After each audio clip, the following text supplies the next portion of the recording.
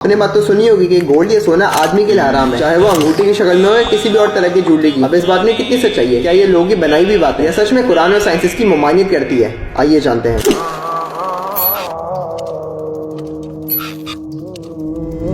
तब बनता है जब बड़े बड़े सितारे अपनी जिंदगी के आखिरी स्टेज पे आके एक्सप्लोड होते हैं और इसको हम सुपरनोवा न्यूक्लियर सिंथेसिस कहते हैं। अब एक्सप्लोजन के वक्त टेम्परेचर और प्रेशर इतना ज्यादा होता है कि एटम्स के न्यूक्लियाई आपस में मर्ज या जुड़ जाते हैं, जिसके नतीजे में हेवी मेटल्स वजूद में आते हैं जैसे गोल्ड। अब नए नए एलिमेंट्स एक्सप्लोजन की वजह से स्पेस में फैल जाते हैं और घूमते घूमते गैस और डस्ट क्लाउड्स का हिस्सा बन जाते हैं, जिसके मिलने से नए सितारे बनते हैं जैसे कि अर्थ। अब जब हमारी जमीन इब्तिदा में इस मवाद के मिलने से बन रही थी तब गोल्ड इसमें शामिल होगा और उसके क्रस्ट का हिस्सा बन गया। गोल्ड जिसका साइंटिफिक नेम ओरम है, जो कि पीरियोडिक टेबल का 79th एलिमेंट है। अब 2015 में की गई एक रिसर्च से पता लगा कि आदमियों में औरतों के बनस्बत व्हाइट ब्लड सेल ज्यादा होते हैं। अब इस स्टडी के मुताबिक गोल्ड में शुआएं होती हैं जो कि हमारी जिल्द या स्किन से गुजरती हैं और हमारे ब्लड सेल को मुतासिर करती हैं। ये स्टेटमेंट मर्दों के लिए बिल्कुल दुरुस्त है, लेकिन दूसरी तरफ ये औरतों को इफेक्ट भी नहीं करती, क्योंकि औरतों की स्किन और गोश्त के दरमियान एक फैट या चर्बी की एक तय होती है जिसको हम सबक्यूटेनियस फैट भी बोलते हैं, जो कि आदमियों में बहुत ही कम मिकदार में पाई जाती है। और यही फैट की लेयर जो औरतों को गोल्ड की नुकसानदा शुआओं से महफूज रखती है। अब जब किसी आदमी का कांटेक्ट सोने से होता है तो उसकी नुकसानदा शुआएं आदमी में मौजूद व्हाइट ब्लड सेल्स की मिकदार बढ़ा देती है और व्हाइट ब्लड सेल्स की जाती की वजह से रेड ब्लड सेल्स की आबादी और जगह दोनों कम हो जाती है। इनफैक्ट आदमी की गोल्ड का इस्तेमाल उसमें मौजूद व्हाइट और रेड ब्लड सेल्स के बीच का बैलेंस खराब करता है और ये मर्दों में खून की कमी और ब्लड कैंसर का भी बायस बन सकता है। अब कुरान में आदमियों के लिए गोल्ड के खिलाफ कोई डायरेक्ट ममानियत तो नहीं मिलती, लेकिन इसके खिलाफ एक डायरेक्ट हदीस जरूर मिलती है। रसूल अल्लाह सल्लल्लाहु अलैहि वसल्लम ने अपने दाएं हाथ में कुछ रेशम और बाएं हाथ में कुछ सोना पकड़ा, फिर फरमाया ये दोनों मेरी उम्मत के मर्दों के लिए हराम है लेकिन औरतों के लिए जायज है। यह हदीस इस बात को डायरेक्टली एड्रेस करती है। अब वो लोग जो इस हदीस से शक में या वो सिर्फ एक हदीस के मिलने से मुत्तफिक नहीं, तो कुरान में अल्लाह ताला ने उनके लिए ये फरमाया, और देखो जो रसूल तुम्हें दे दे वो ले लो और जिस चीज से रोक दे रुक जाओ। अल्लाह का तकवा इख्तियार करो, अल्लाह ताला सजा देने में बहुत सख्त है। अब जाते जाते मैं आपको एक हदीस सुनाता जाऊंगा। इसको आप सोने के पहनने न पहनने तक महदूद ना रखना, बल्कि जब भी आप किसी चीज के अच्छे या बुरे के शक में हो तो इससे इम्प्लीमेंट करना।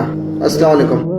जो चीज तुम्हें शक में डाले छोड़ दो उस चीज से जो तुम्हें शक में न डाले। बेशक सच्चाई दिल को सुकून देती है और झूठ शक पैदा करता है।